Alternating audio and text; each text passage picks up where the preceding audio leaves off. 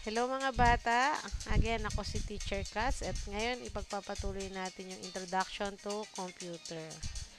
So, yung last nating video is yung part 1. Ano ba ang mga, before tayo mag-continue sa part 2 ng Introduction to Computer, magre-review muna tayo nung sa part 1.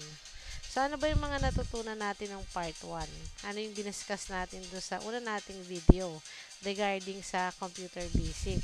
So, di ba tinuro sa inyo ni teacher kung ano yung computer, kung para saan yung computer, paano ginagamit yung computer, at yung mga pros and cons, yung mga proper things na ipa-follow natin, yung mga parts ng computer, ano pa ba, yung mga fun learning activities pag ginagamit natin yung computer. So, yun yung nando sa ating computer basic introduction to computer part 1. Alright? So, ngayon, part 2 na tayo. Dito, mga bata, ituturo ko sa inyo yung mga iba't iba pang ginagawa ng mga hardware natin. So, ano ba yung mga hardware? Di ba meron tayong monitor, mouse, keyboard. So, ano yung mga nandun? Yun ang ating susundan ngayon. Pag-uusapan natin or duduksungan natin yung last time na napag-usapan natin. So, magpa-practice tayo. Okay?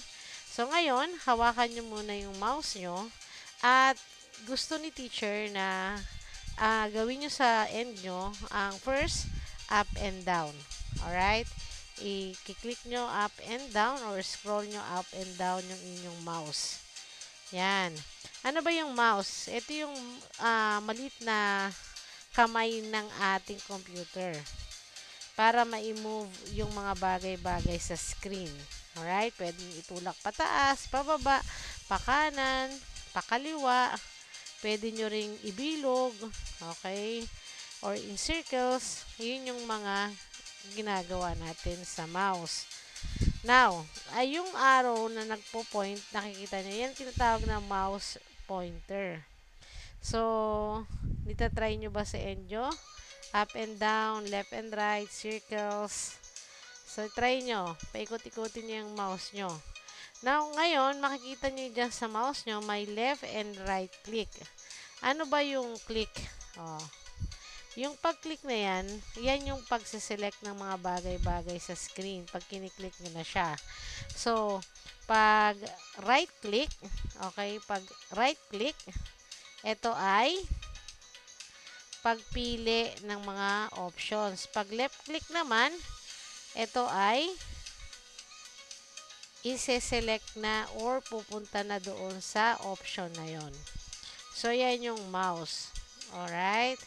So, ano yung susunod nating ipagpa-practice? Yung mga buttons na nasa computer. Ang pinaka-importanting buttons ng computer is yung power button. Kasi ito yung nag-on and off ng ating computer. So, yun ang pinaka-basic na dapat alam nyo na button. On and off or power button. So, susunod is yung volume button.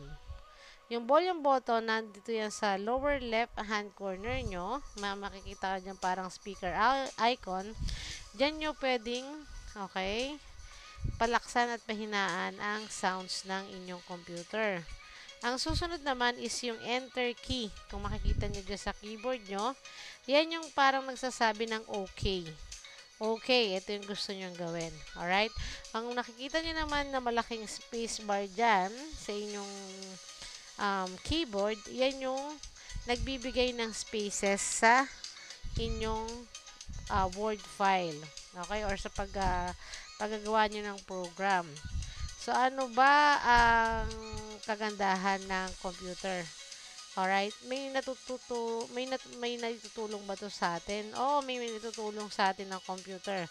So, number 1, syempre, pwede kayo magbasa doon, matuto ng math, makagawa ng mga arts, at saka, pwede rin kayong maglaro. So, yun yung naitutulong sa atin ng computer. Paano natin gagamitin naman ng computer? Or paano natin naalagaan ang ating mga computer? Okay? So, pwede nyong, syempre, number 1, kailangan gamitin nyo siya ng maingat. Hindi yung basta-basta kayo magta-type, hindi nyo ibabaksak kayong, lalo na pag laptop yung gamit nyo. So, yun yung number 1 rule. Panatiling malinis. Ang second naman na rule is, syempre, unang rule pala, sorry, ay gamitin ng maayos. Pangalawang rule is panatilihing malinis. And then, lagi nyo ito turn off ang computer nyo para hindi mag-overheat yung yung battery. Ang last naman is kung hindi nyo alam yung gagawin nyo, kailangan mag-ask kayo ng tulong sa mga nakakatanda. Alright? Kasi kung hindi nyo alam yung problema ng computer, huwag kayong mag-alala.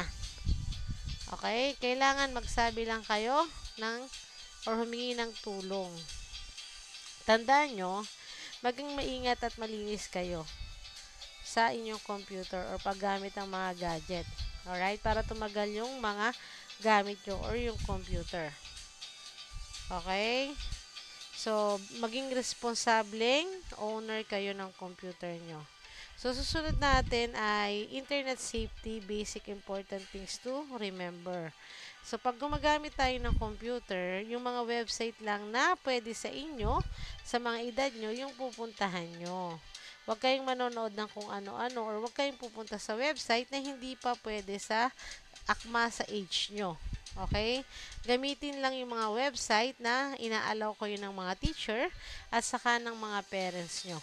Huwag kayong mag-click sa kahit ano or kung hindi nyo alam kasi pag hindi safe yung website na napuntahan nyo o hindi approved ng magulang or teacher, pwedeng may masamang mangyari sa computer. And then second, huwag kayong mag-share ng personal na information. Okay? Kasi may mga uso ngayon, cartoon key holding or ng personal information. Huwag magsasabi ng pangalan, address, o kahit anong detalye na pwedeng makasama. Lagi nyong tatandaan. Okay? Huwag mag-share ng any personal information. So, third, ano pa? Ask grown up for help. Ibig sabihin, humingi ng tulong sa matatanda.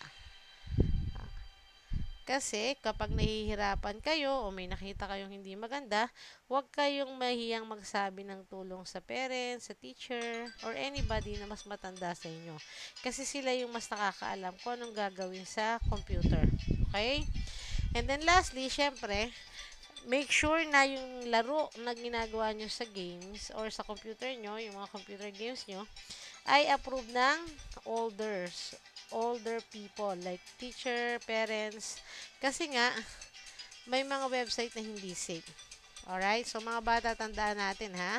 Gagamitin lang yung mga trusted website. Huwag kayong mag-share doon ng personal information, tumulong pag kailangan, at manatiling approved ng mga matanda yung inyong pinupuntahang website. Lagi kayong maging responsable online hanggat maaari.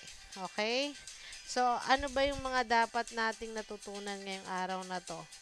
Dito sa video na to, pinakita ni Ma'am sa inyo kung bakit nakakatulong sa atin yung computer.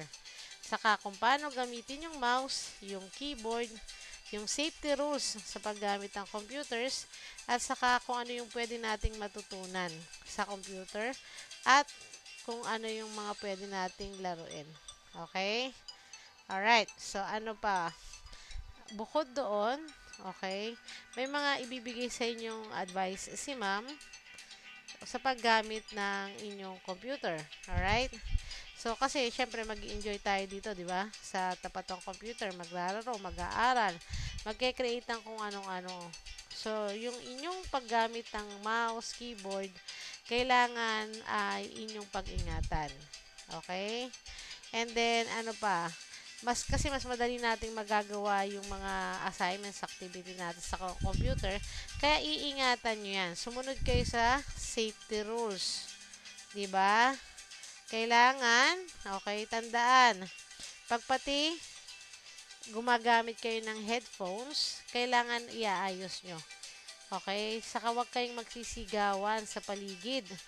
Alright? Pag may naglalaro or may nagamit ng computer, at saka, huwag kayong basta-basta nag-open ng file. Safety lagi. Alright? Safety first lagi tayo mga bata. Then, Ang computer kasi, tinutulungan tayo niya na matuto at mag-enjoy. Kasi may mga website na learning website, saka playing educational games. So doon, 'di ba sa computer, pwede tayong mag-aral ng mas masaya, makipag-ugnayan sa mga kaibigan na pang-education kasi malaking tulong talaga yung computer sa atin. Kaya lagi niyong tandaan, aalagaan natin ng computer para ito ay mas tumagal.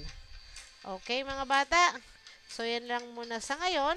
Okay, kung may natutunan kayo, click and subscribe and don't forget to hit the bell icon para updated kayo sa bagong videos natin. Hanggang sa muli, maging responsable sa paggamit ng computer. Thank you!